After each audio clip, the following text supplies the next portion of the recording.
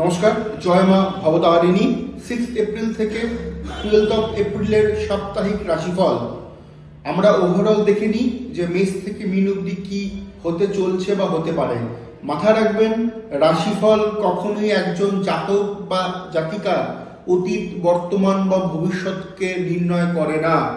Depth আলোচনার ক্ষেত্রে এক এবং একমাত্র আপনাদের জন্মকুণ্ডলী শেষ কথা বলবে। কাইন্ডলি কেউ আমার থেকে মিসগাইড হবেন না। আমরা সবার আগে দেখে নিব মেষ রাশি। মেষ রাশির ক্ষেত্রে এই সপ্তাহে যা ট্রানজিট হয়ে রয়েছে সেই অনুপাতে কিন্তু আপনাদের শরীর স্বাস্থ্যের জায়গাতে বিশেষ সমস্যা লক্ষণীয়। মাথার যন্ত্রণা, দাঁতে কোনো রকমের প্রবলেম, হাড়ে কোনো রকমের প্রবলেম এবং আপনি মনের মতন করে কিন্তু এই সপ্তাহটাকে ভোগ বা উপভোগ কোনোটাই কিন্তু আপনি করতে পারবেন না। একটা অ্যাংজাইটি, একটা অবসাদ কিন্তু এই সপ্তাহে লক্ষ্য করা যাচ্ছে আপনাদের রাশি হিসেবে। আপনাদের দাম্পত্য জীবন ঠিকঠাক থাকলেও কোথাও না কোথাও একটা ক্লাশ বা ছন্দপতন কিন্তু পারিবারিক জীবনেও অল্প বিস্তর এই সপ্তাহে কিন্তু হতে পারে। এবার আমরা দেখে নিব বৃষ রাশি। বৃষ রাশির ক্ষেত্রে বৃষ রাশির যারা জাতক জাতিকা রয়েছেন তাদের এডুকেশনের জায়গাটা যথেষ্ট সুন্দর দেখাচ্ছে এই সপ্তাহে। কর্মপ্রাপ্তির ক্ষেত্রে কিংবা কাজ পরিবর্তনের ক্ষেত্রে এই সপ্তাহটা ওভারঅল আদর্শ। এই সপ্তাহে ইনভেস্ট করা, লগ্নি করা এবং কোনো গুরুতর কাজের আপনি কিন্তু দায়িত্ব পেতে পারেন, যেটা যথেষ্ট সুন্দরভাবেই কিন্তু আপনি করতে পারবেন বলে আমার পূর্ণ বিশ্বাস বৃষর ওপরে। এবার আমরা দেখে নেব মিথুন রাশি। মাথা গরমের প্রবণতা এবং সেখান থেকে হঠকারী কিছু সিদ্ধান্ত নিয়ে ভুক্তভোগী হওয়া এই সপ্তাহে কিন্তু লক্ষ্য করা যাচ্ছে মিথুন রাশির জাতক জাতিকাদের অ্যাসপেক্টে। তার পাশাপাশি মিথুন রাশির ক্ষেত্রে এই সপ্তাহে কিন্তু অংশীদারি ব্যবসায় বিশেষ সুবিধার বদলে বিশেষ অসুবিধা কিন্তু লক্ষ্য করা যাচ্ছে মিথুন রাশির ক্ষেত্রে। মিথুন রাশির মায়ের শরীর স্বাস্থ্য কিছুটা সমস্যায় ফেলতে পারে। এবার দেখে নেব কর্কট রাশি। কর্কট রাশির যোগাযোগ মাধ্যম, দূরের ভ্রমণ যথেষ্ট ভালো। আপনাদের অলরেডি ভাগ্যস্থানে শনিদেবের অবস্থান আপনাদের ভাগ্যের উন্নতির ক্ষেত্রে অনেকটাই এগোতে সাহায্য করবে এবং কি করবেন আর কি করবেন না এই ক্ষেত্রে কিন্তু অনেক ভালো ডিসিশন আপনারা এই সপ্তাহে নিতে পারবেন কর্কট রাশির ক্ষেত্রে। এডুকেশন ভালো হবে, তবে মহিলাদের ক্ষেত্রে কোনো ভুল ট্র্যাপে পড়ে যাওয়ার চান্সেস লক্ষ্য করা যাচ্ছে। এবার আমরা দেখে নেব সিংহ রাশি। সিংহ রাশির পায়ে চোট আঘাতের যোগ রয়েছে।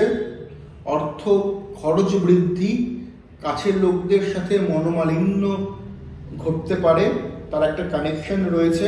কর্মক্ষেত্রে চাপ থাকবে এবং আপনার উপরের মহলের যারা আপনার বস রয়েছেন তাদের সাথেও কিন্তু সম্পর্ক খারাপ হতে লক্ষ্য করা যাচ্ছে সিংহ রাশির অ্যাসপেক্টে। এবার আমরা দেখে নেব কন্যা রাশি। কন্যার দাম্পত্য ভালো নয়, পেট ভোগাবে, ব্যবসায় অবনতি, আর্থিক ক্ষতি, আইনি জটিলতায় পড়ে যাওয়ার চান্সেস থাকছে এই সপ্তাহে কন্যা। তুলা রাশির ক্ষেত্রে দেখুন চাপ তো রয়েছে, একটা তুলার চাপ থাকছে, চাপ রয়েছে, একটু সময় লাগবে তুলার ওভারকাম করতে। মোটামুটি 14 তারিখের পর থেকে তুলার জন্য অত্যন্ত ভালো সময় হতে চলছে। অবশ্যই জন্মকুণ্ডলী দশা অন্তর্দশা দেখে নেওয়ার তো দরকার রয়েছে, বাট ওভারঅল অত্যন্ত ভালো হতে চলছে। এই সপ্তাহে টাকা থাকবে, টাকা আসবে, চাপ থাকবে।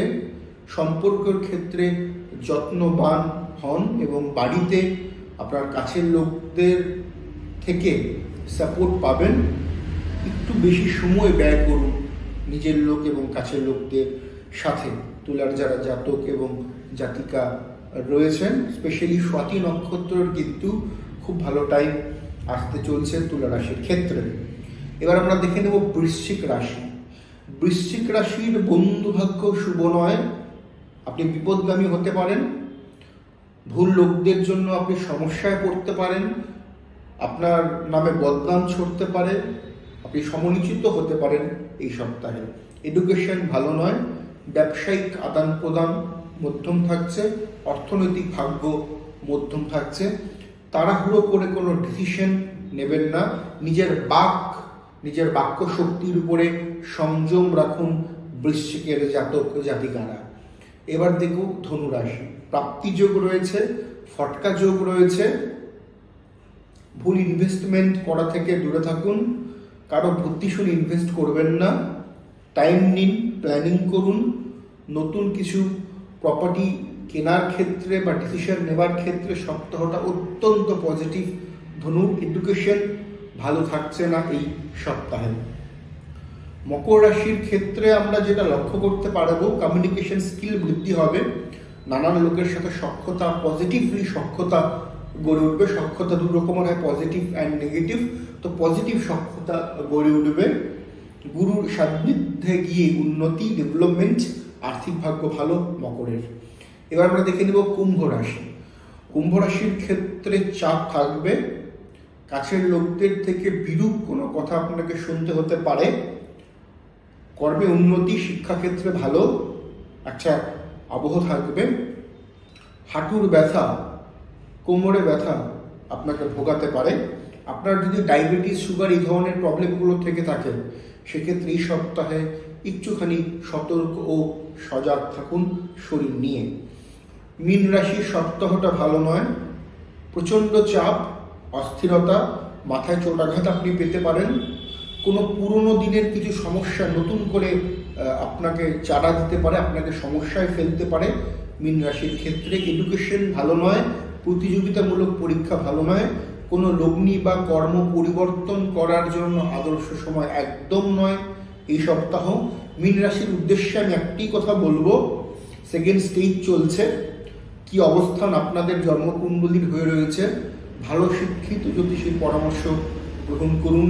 মীনের যারা জাতক কিংবা জাতিকারা রয়েছেন, মীন রাশির মধ্যে যাদের রেবতী নক্ষত্রের জন্ম, এটা বুধের নক্ষত্র, তারা কনসিয়াস থাকুন কেরিয়ার এবং হেলথ নিয়ে।